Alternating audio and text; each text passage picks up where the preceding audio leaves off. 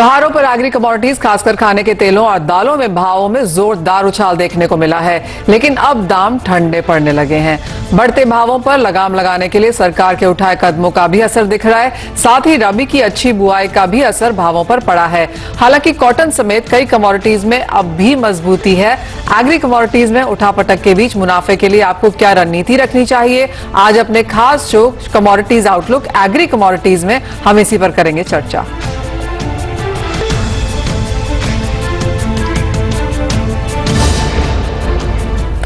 हमारे साथ हमारे गेस्ट जुड़ चुके हैं। कुबर्जी ग्रुप के रवि देवरा, एक्सिस सिक्योरिटीज के सुनील काटके और स्मृति कमोडिटीज की रूपा मेहता। आप सभी का कार्यक्रम में स्वागत है। शुरुआत यहां पर सबसे पहले खाने के तेलों से करेंगे, क्योंकि यहां पर सबसे बेहतर बढ़त देखने को मिली। अगर पिछले साल के साथ कंपेयर किया जाए तो 15 से 35% तक की बढ़त ईयर ऑन ईयर हमने खाने के तेलों में आते हुए देखी है, और शायद इसीलिए सरकार की तरफ से हमने स्टेप्स भी उठते हुए देखे।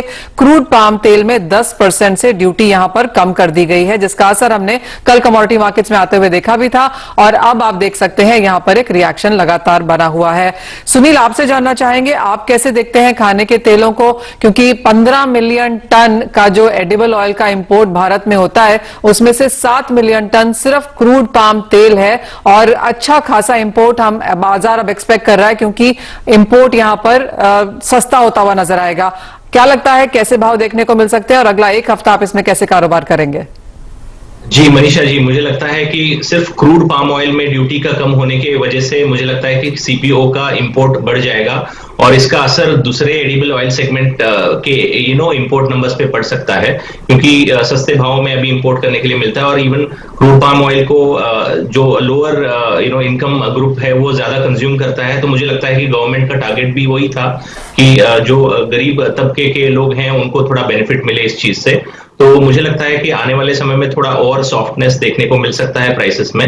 सीपीओ मुझे लगता है कि 850 के लेवल तक एक बेस बना सकता है, और इवन मुझे लगता है कि वहां से अगर थोड़ी बहुत डोमेस्टिक मार्केट में ट्रेडिंग पर्सपेक्टिव से अगर किसी को खरीदारी करनी है तो फिर से मुझे लगता है कि 880 के लेवल तक हमको प्राइसेस देखने को मिल सकते हैं। तो स्ट्रैटेजी फ्रंट पे, इन्वेस्टमेंट फ्रंट पे अगर कुछ डिसीजन लेना है तो 850 के भाव तक वेट करना चाहिए सीपीओ में, और 840 तक का एक स्टॉप लॉस मेंटेन करके फिर से 880 तक का एक लेवल जो है हमें अपसाइड में देखने को मिल सकता है। और उसी तरीके से अगर हम सोया ऑयल की बात करते हैं तो मुझे लगता है कि चाइना की तरफ से कंजम्पशन स्टॉक पाइलिंग बढ़ रही है, तो उसकी वजह से सोया ऑयल के प्राइसेस में सपोर्ट मिल सकता है। और इवन यूएसडीए के हिसाब से इस साल का फोरकास्ट अच्छा है, इनफैक्ट डिमांड बेहतर है, ये एक्सपेक्टेड है, तो उसकी वजह से भी मुझे लगता है कि प्राइसेस में थोड़ा सपोर्ट मिलेगा। और यूएस और चाइना में भी एक तरीके से एक सुलह हो सकती है, और यूएस की तरफ से फिर सोया ऑयल का एक्सपोर्ट चाइना की तरफ बढ़ सकता है। तो ओवरऑल मेरे ख्याल से सोया ऑयल में थोड़ा और मजबूती देखने को मिल सकता है। ये हो सकता है कि 1100 तक का लेवल भी छू जाए डोमेस्टिक मार्केट में। तो ओवरऑल डिप पे बाइंग की सलाह जो है दोनों एडिबल ऑयल सेगमेंट में हम रेकमेंड करते हैं। रूपा, आप कैसे देखती हैं खाने के तेलों का पूरा पैक, और सरकार की तरफ से जो कदम उठाए गए हैं उसे आपने कैसे मापा है? और दूसरी बात यह कि अंतर्राष्ट्रीय क्यूज तो यहाँ पर स्ट्रांग है ही, लेकिन जिस तरह से अब रबी की बुआई जोर पकड़ने लगी है, उसका कैसा असर इस सेक्टर पे पड़ता हुआ देखती हैं आप? देखिए मनीषा, एडिबल ऑयल पैक के अंदर जो हम ऑलरेडी अपसाइड मोमेंटम आते हुए देख चुके हैं, स्पेशली अगर हम सोया ऑयल की बात करते हैं तो 1090 के आसपास से मार्केट जो है वापस से डाउनसाइड में आया, और आज जो सरकार ने स्टेप उठाया उसके बाद से जो ऑलरेडी मार्केट जो हम पिछले 2 दिनों से करेक्शन देख रहे थे, अब वो कहीं ना कहीं रुकती हुई दिखाई दी है। आज हल्का बाउंस बैक जरूर है, और नेक्स्ट वीक में आई थिंक थोड़ा बहुत बाजार जो है सपोर्ट ले सकता है, लेकिन ओवरऑल हमें लग रहा है कि अब यहाँ से एक बार दबाव बन सकता है, जो कि नीचे में प्राइसेस की अगर हम बात करें तो पॉइंट्स ऑयल आई थिंक नीचे में 1020 के आसपास आकर एक सपोर्ट ले सकता है, और वहां से वापस से 1060 1080 ये एक रेंज बाउंड एक्टिविटी देखने को मिल सकती है। बहुत तेजी की अभी उम्मीद अभी हमें नहीं लग रही है। हमें लगता है कि मार्केट में जब नीचे करेक्शन आता है तो वहां पर एक बाउंस बैक हो सकता है देखने को मिले, लेकिन उससे पहले एक गिरावट देखने को मिल सकती है। तो आई थिंक 1060 के आसपास सेलिंग की स्ट्रेटेजी होनी चाहिए, और नीचे में 1020 के आसपास प्रॉफिट बुक करके हम वापस से बाइंग में जा सकते हैं। सरसों को आप कैसे देखेंगे रूपा? बिकॉज यहाँ पर बुआई का इलाका हमने डेफिनेटली बढ़ता हुआ देखा है, करीबन 8% की बढ़त है। किसानों ने जिस तरह के भाव देखे हैं सरसों में, क्लियरली उसको मद्देनजर रखते हुए हमने बुआई का इलाका बढ़ता हुआ यहाँ पर देखा है। आगे जाके किन फंडामेंटल्स को आप यहाँ देखेंगी? देखिए बिल्कुल अभी सोइंग जो है वो बढ़ती हुई दिखाई दे रही है, नो डाउट सरसों के अंदर भी। और जो हमने प्राइसेस देखे हैं मस्टर्ड के 6300 के आसपास से मार्केट करेक्ट हुआ और 5800 के आसपास, इनफैक्ट 5800 के भी नीचे मार्केट जाता हुआ देखा है। और अगले वायदा को आप देखेंगे जनवरी वायदा में तो दबाव और ज्यादा है, 5800 के नीचे हैं प्राइसेस। तो ऐसा एक्सपेक्टेशन है कि आगे सोइंग बढ़ सकती है। तो आगे जो अराइवल्स आएंगे जब, तब प्रेशर जो है वो बनता हुआ दिखाई देगा। अभी हाल फिलहाल में कोरोना का भी इम्पैक्ट हमने देखा, जितनी हम डिमांड एक्सपेक्ट कर रहे थे उतनी डिमांड मार्केट में अभी नहीं निकली है। और आगे भी अभी यही एक्सपेक्टेड है कि डिमांड के ऊपर कहीं ना कहीं डिमांड कम होती नजर आएगी। और मुझे लगता है कि थोड़ा सा दबाव जो है वो एडिबल ऑयल पैक के ऊपर बना रहेगा। जो तेजी एक्सपेक्टेशन थी, जो तेजी की, अब वो नहीं दिखाई दे रही है, क्योंकि गवर्नमेंट भी नहीं चाहती कि बहुत ज्यादा एडिबल ऑयल के प्राइसेस जो है वो पिकअप करें, क्योंकि इसके चलते महंगाई भी एक बड़ा मुद्दा सामने आ जाता है। तो इसलिए मुझे लगता है कि एक सस्टेनेबल तेजी जो है वो मार्केट में जो देखने को मिली थी, वहीं तक मार्केट जो है वापस से अगर बाउंस बैक आता है तो वहां तक आ सकता है। अदरवाइज वहां से वापस से करेक्शन में रहेगा मार्केट। तो I think sell on rise की स्ट्रेटेजी लेकर चलना चाहिए। यानी कि अपने हाईज शायद इस साल के खाने के तेल बना चुके हैं और अब मुनाफा वसूली या करेक्शन हमने वहां से अब बनते हुए देखी है। सुनील, आपसे एक और सवाल था, क्योंकि अब हमने इंपोर्ट ड्यूटी घटते हुए यहां पर देखी है, तो ऐसा माना जा रहा है कि इंपोर्ट शायद यहां पर बढ़ते हुए नजर आएंगे। और इंपोर्ट ड्यूटी सिर्फ सीपीओ में घटी है, लेकिन कई बार हम देखते हैं कि खाने के तेलों में एक प्रॉक्सी या एक सब्स्टिट्यूशन भी देखने को मिलता है, जो सस्ता तेल होता है वो ज्यादा बिकता है। क्या इसका असर बाकी तेलों पर भी पड़ेगा? जी जरूर, क्योंकि आइडियली इसका कंजम्पशन ज्यादा है, सीपीओ सबसे ज्यादा कंज्यूम किया जाता है। और जैसे मैंने बताया, लो इनकम ग्रुप का जो तबका है वो ज्यादा प्रेफर करता है सीपीओ को। तो अल्टीमेटली यहाँ पे प्राइस बेनिफिट, एक कंपैरिजन का बेनिफिट जो है सीपीओ को ज्यादा मिलेगा। कंजम्पशन में बढ़ोतरी हमको सीपीओ में ज्यादा देखने को मिलेगी। और पैरेलली जो अल्टरनेट ऑयल सीड्स के बारे में अगर हम देखते हैं तो उनका कहीं ना कहीं कंजम्पशन जो है गिरावट देखने को मिल सकता है। इवन मुझे लगता है कि इंपोर्ट के नंबर्स भी थोड़े कम हो सकते हैं, ज्यादा इंपोर्ट किया जाएगा सीपीओ और कंपैरेटिवली सोया ऑयल के कंपैरिजन में। तो मुझे लगता है कहीं ना कहीं सस्ते दामों में अगर अवेलेबल है तो डिमांड वहां पे ज्यादा रहेगी, और जो अल्टरनेट कमोडिटी है उसका डिमांड कहीं ना कहीं गिरते हुए जरूर देखने को मिल सकता है। तो आने वाले 2 या 3 महीने में हमें ये नंबर्स जो है एक क्लियर तरीके से देखने को मिल सकते हैं। तो मेरा भी यही अंदेशा है कि हो सकता है कि सोया ऑयल के डिमांड में थोड़ी कमजोरी देखने को मिले आने वाले समय में।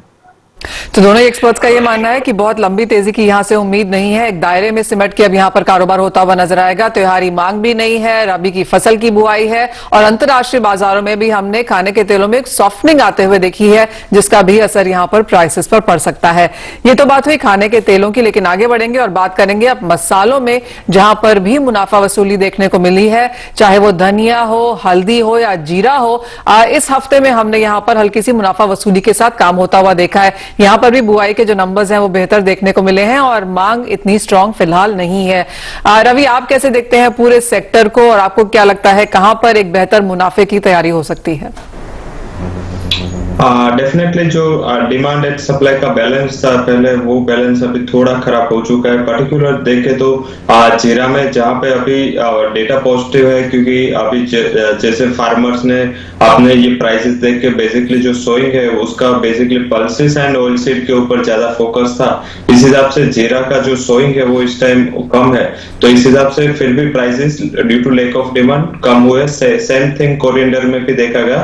कोरिएंडर में भी देखे हायर लेवल से प्राइसेस में सिग्निफिकेंट करेक्शन आ चुका है। उसका बेसिक रीजन था कि जो एक्सपोर्ट डिमांड कम होने की वजह से वहां पे एक थोड़ा करेक्शन था। साथ में इंटरनेशनल प्राइसेस थे, उसका एवरेज प्राइसेस अराउंड 5800 था और हमारे प्राइसेस 7000 के ऊपर चल रहे, तो एक डिस्पैरिटी के हिसाब से भी वहां पे प्राइसेस नीचे आए। टर्मरिक एक सिग्निफिकेंट अपसाइड था, कोरोना की वजह से कंजम्पशन और एक्सपोर्ट दोनों बढ़ा था, पर हायर लेवल से वहां पे भी मुनाफा वसूली का एक प्रेशर है।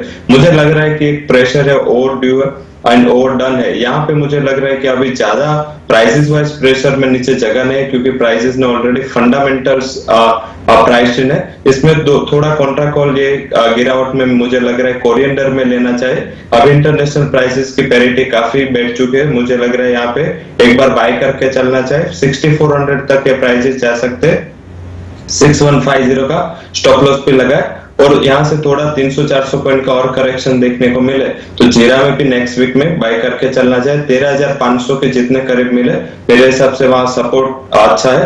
एंड अगर जो अभी रिसेंटली डेटा है गुजरात गवर्नमेंट का, तो ईयर ऑन ईयर अगर कंपैरिजन करें तो 13 से 14% का सोइंग भी कम है। आगे जाके ये ऑयल सीड के प्राइसेस एंड जो भी प्राइसेस कैस्टर के देखे या जो भी रुतबा देखे तो मेरे हिसाब से वहां पे सोइंग अराउंड 20 to 25% कम रह सकते हैं, तो वहां पे एक बाउंस देखने को मिल सकता है। 13,200 का स्टॉप लॉस लगाए, 14,200 14,200 तक के टारगेट देखने को मिल सकते हैं। तो ये जो गिरावट है ये दो कमोडिटी मुझे लग रहा है जीरा एंड धनिया, जिसमें लोअर लेवल पे बाय किया जा सकता है।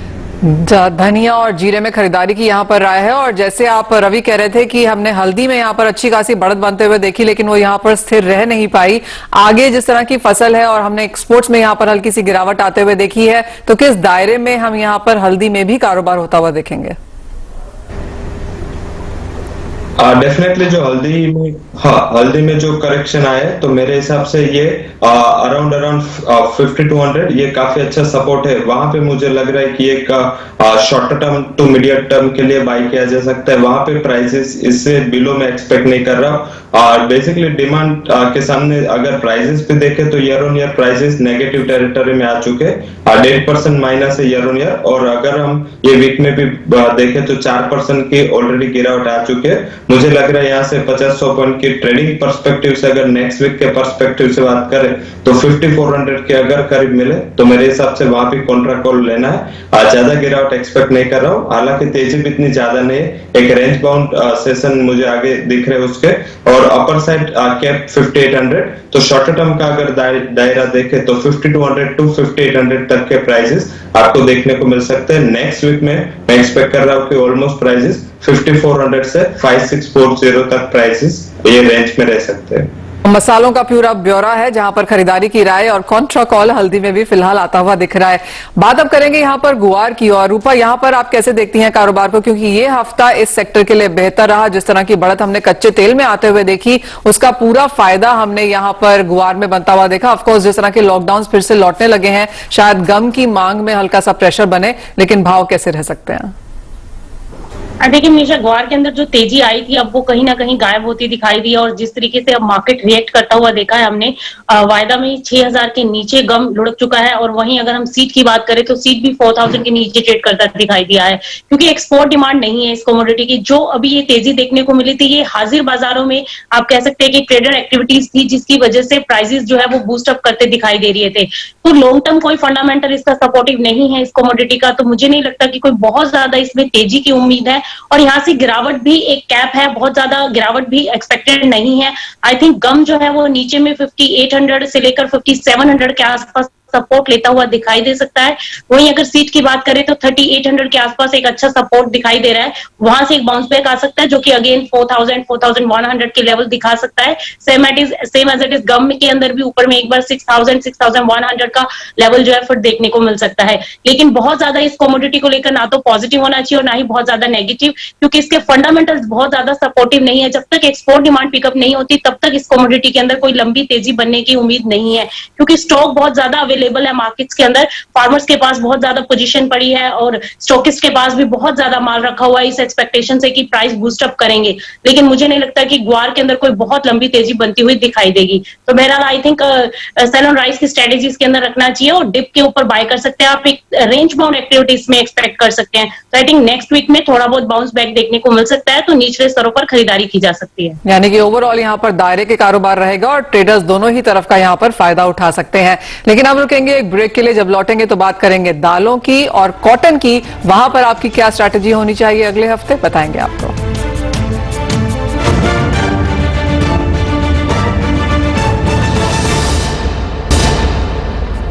आपका स्वागत है कमोडिटी आउटलुक में। हम एग्री कमोडिटीज की यहां पर बात कर रहे हैं और अब बात करेंगे दालों की, जहां पर हमने अच्छी खासी मुनाफा वसूली पिछले 2-3 दिन में आते हुए देखी है। भाव यहां पर त्योहारी मांग के चलते काफी बड़े थे, लेकिन ओपन मार्केट सेल की जा सकती है नेफेड की तरफ से और इसमें 10 से 15 रुपए प्रति किलो की छूट भी मिल सकती है। इस खबर के चलते हमने यहां पर काफी हद तक मुनाफा वसूली आते हुए देखी। 5000 के स्तर यहां पर चने में टूटते हुए देखे।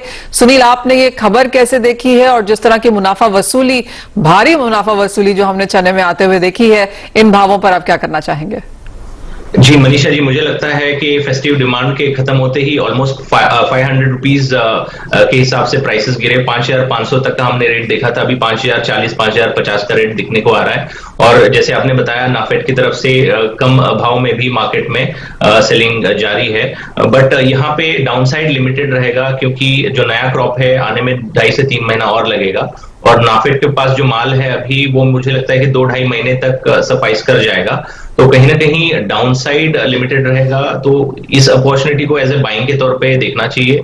5,000 या 5,020 के रेंज में एक बाइंग इनिशिएट कर सकते हैं चने में, और फिर से एक बार 5,175 का लेवल या 5,200 का लेवल जो है देखने को मिल सकता है दिसंबर के वायदे में। तो मुझे लगता है ओवरऑल सोइंग नंबर अच्छे होने के कारण से थोड़ा जो प्राइसेस में डिस्काउंट हमको अभी देखने को मिल रहा है, तो वो एक्चुअल आउटपुट में कितना बेहतर हमको नंबर्स देखने को मिलेंगे उसके ऊपर भी एक आशंका है। तो उस आशंका के चलते हुए मुझे लगता है कि 5,200 तक का एक बार फिर से जो है भाव में प्राइसेस देखने को मिल सकते हैं। तो बाइंग ऑन डिप की रणनीति रखनी चाहिए। 5,020 में बाय करें, 4,920 के रेंज में एक स्टॉप लॉस मेंटेन करके चलें, और 5,200 तक का एक टारगेट जो है 10-15 दिन में देखने को मिल सकता है। 5200 के स्तर आपको अगले 2 हफ्ते में देखने को मिल सकते हैं। रूपा, आपके लेवल्स क्या हैं? आप कैसे देखती हैं चने के भावों को आने वाले हफ्ते में?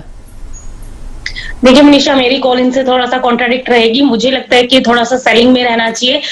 जिस तरीके का इम्पैक्ट देखने को मिल रहा है और जिस तरीके से अभी खबरें निकल कर आ रही है कि नाफेड की तरफ से बिकवाली की जा सकती है ओपन मार्केट में, नो डाउट नाफेड के पास भी स्टॉक जो है वो लिमिटेड है, तो इसलिए डाउनसाइड लिमिटेड रहेगा। तो लेकिन मुझे लगता है कि यहाँ से पहले प्रेशर जो है और ज्यादा बनता हुआ हम देख सकते हैं। तो आई थिंक नीचे में एक बार प्राइजेस जो है, जिस तरीके से आज हमने 5,000 के नीचे देखे हैं, तो मुझे लगता है कि नीचे में एक बार 4,920 के आसपास या 4880 के आसपास एक बार सपोर्ट ले सकता है मार्केट। तो मुझे लगता है कि नेक्स्ट वीक में थोड़ा सा दबाव बढ़ सकता है, 5,050-60 तक ऊपर जा सकता है। वहां से एक बिकवाली का प्रेशर देखने को मिल सकता है, क्योंकि सोइंग इस बार रबी सीजन की बढ़ती हुई हमने देखी है, 10% बड़ा है रकबा। तो मुझे लगता है कि डिप देखने को मिल सकता है। उस डिप पर आप फर्दर फिर जो है वो बाइंग की अपनी कॉल ले सकते हैं। तो पहले मुझे लगता है कि यहाँ से गिरावट आएगी और वो गिरावट नीचे में 4920, 4880 के आसपास हो सकती है। तो I think sell on rise की स्ट्रेटेजी ली जा सकती है।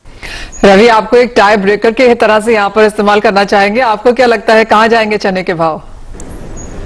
ना डेफिनेटली जो फैक्टर है वो ऑलरेडी प्राइस में आ चुके हैं। जैसे आगे भी बात हुई कि बेसिकली नाफेड की ओर से फियर है सप्लाई का, एज वेल एज देखे तो सोइंग लगातार बढ़ रही है, और सोइंग में भी देखे तो कुछ डाइवर्जेंस नहीं है, क्योंकि वेदर है वो फेवरेबल है, एज वेल एज जो बारिश की भी एक्सपेक्टेशंस थी कि बारिश आएगी तो इससे कुछ वेदर या डिले होगा सोइंग में, तो आई थिंक ये नहीं है। तो मेरे हिसाब से सेल ऑन राइज एक बेटर स्ट्रेटेजी मैं एक्सपेक्ट कर रहा हूँ। अराउंड अगर प्राइसेस आपको नेक्स्ट वीक में 5100, 5120 के करीब मिले, तो वहां पे एक बार शॉर्ट की अपॉर्चुनिटी लेनी चाहिए। 5200 के करीब एक स्टॉप लॉस लगाए, एंड डाउन साइड 4950 से 4920 तक के टारगेट मैं एक्सपेक्ट कर रहा हूँ। तो मुझे लग रहा है sell on rise would be better, क्योंकि न्यूज एंड फंडामेंटल थोड़े फेस्टिविटी के बाद नेगेटिव हुए। तो आई थिंक अगर सप्लाई भी नहीं आती है और अगर जो प्रेशर है इमीडिएटली, ये बेसिकली नाफेड का हैंगओवर रहेगा जब तक नाफेड की ओर से कोई क्लैरिफिकेशन नहीं आएगा, क्योंकि 10 से 12 रुपए अगर डिस्काउंट में बेचा नाफेड ने, और नाफेड के पास क्वांटिटी वैसे बहुत है, बट अभी डेटा जो रिसेंट शो नहीं किए। आई थिंक अगर ये सेलिंग प्रेशर आता है फिजिकल मार्केट में, तो यहाँ से और गिरावट एक्सपेक्ट करनी चाहिए। इंटरेस्टिंगली बात यह है कि आप सभी का दायरा जो है चने के भावों को लेकर वो सेम है, लेकिन स्ट्रैटेजीज डिफरेंट है। तो काफी इंटरेस्टिंग रहेगा कि अगला हफ्ता यहाँ पर कैसा है। एक और चीज जो बाजार एक्सपेक्ट कर रहा था कि जो सरकार की जो गरीब कल्याण योजना है, जिसके थ्रू यहाँ पर खाना वितरित होता है 80 करोड़ फैमिलीज को, वो अब यहाँ से एक्सटेंड नहीं होगी। तो वो एक दालों के लिए एक व्यू था जो अब बाजार में शायद प्ले आउट होता हुआ नवंबर के बाद नहीं नजर आएगा। लेकिन रवि, आप कपास खली के भाव कैसे देखते हैं? क्योंकि ये हफ्ता और ये महीना, नवंबर का महीना यहाँ पर काफी पॉजिटिव रहा है, पोल्ट्री की डिमांड भी निकल के आई है। यहाँ पर आप कैसे प्राइसेस देखेंगे? डेफिनेटली लगातार उसमें हमारा व्यू पॉजिटिव रहा है, अभी भी लग रहा है कि वो पॉजिटिव व्यू बरकरार रहेगा। एक सीजनलिटी इंपैक्ट पे है वहां पे, एनिमल फीड डिमांड भी काफी अच्छी है, और वैसे देखे तो लास्ट 10 ईयर के अगर डेटा निकाले तो सबसे पीक पीरियड उसका दिसंबर से जनवरी कुकुड़ कपास खली में रहता है। लास्ट टाइम 2400, 2500 तक के लेवल एवरेज उन्होंने ट्रेड किया है। हालांकि इस टाइम जो कॉटन का अराइवल है वो सिग्निफिकेंट था, बट यस इमीडिएटली देखें तो लास्ट 15 to 16 डे से जो फिजिकल मार्केट में अराइवल है वो थोड़ा कम हुआ है, एज वेल एज जो जेनिंग का पीरियड है वो उसका अभी मार्च से फरवरी तक जेनिंग हो गई है। नया जो क्रॉप है या नया जो खली है वो आम में बाहर निकलता हुआ दिखेगा, तो मेरे हिसाब से अभी काफी टाइम है और इमीडिएटली स्पॉट डिमांड काफी बेहतरीन है, तो वहां पे एक बार बाय करके चले। मेरे हिसाब से नेक्स्ट वीक में ये 2220 तक के लेवल अचीव कर सकता है। 2060 का एक स्टॉप लॉस लगाए। इंटरनेशनल बेंचमार्क पे कॉटन के देखे तो वहां भी पॉजिटिविटी है, एज वेल एज जो रिसेंट कपास के जो एक्सपेक्टेशन है कॉटन के प्रोडक्शन की जो 360 लाख बैल से कम करके 355 लाख बैल की है, वो भी उसके लिए सेंटिमेंट पॉजिटिव है। तो शायद अभी मेजर जो फैक्टर्स है तो वो पॉजिटिव है। चाइना से अच्छी डिमांड कपास की, इंडिया से और अदर नेशन से, तो ये सारे पैरामीटर्स दिख रहे हैं पॉजिटिव। तो मुझे लग रहा है कि नेक्स्ट शॉर्ट टर्म में ये पॉजिटिव रहना चाहिए।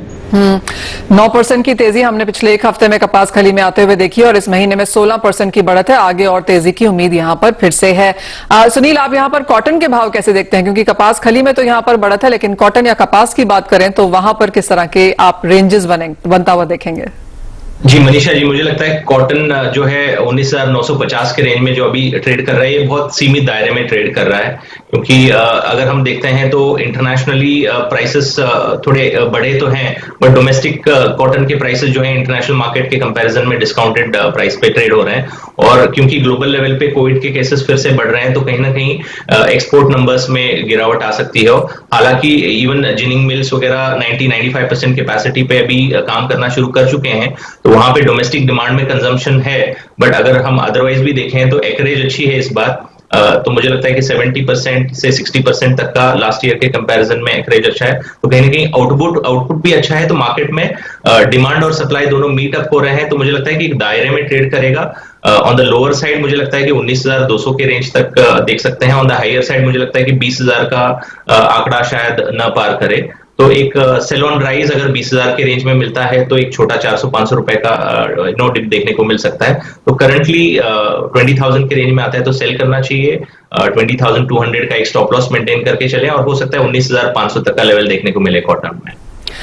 चलिए, उन तमाम कमोडिटीज की हमने बात की है एग्रीकल्चर स्पेक्ट्रम में, जहां पर सरकार की तरफ से भी थोड़ा सा इंटरफेरेंस है, इंटरनेशनल क्यूज भी हैं और भारतीय बाजारों में फसल है, अभी भी हम मार्केटिंग भी आता हुआ देख रहे हैं। तो काफी सारे फैक्टर्स हैं जो यहां पर वॉच करने हैं। हमारे पैनल ऑफ एक्सपर्ट्स ने आपको पूरी स्ट्रैटेजी बना के दी है कि उस सेक्टर को आप अगले हफ्ते में अब कैसे कारोबार कर सकते हैं। लेकिन इसी के साथ रवि, सुनील और रूपा, आप सभी का बहुत शुक्रिया आज यहां पर जुड़ने के लिए और कमोडिटी आउटलुक में वो स्ट्रैटेजीज बनाकर देने के लिए।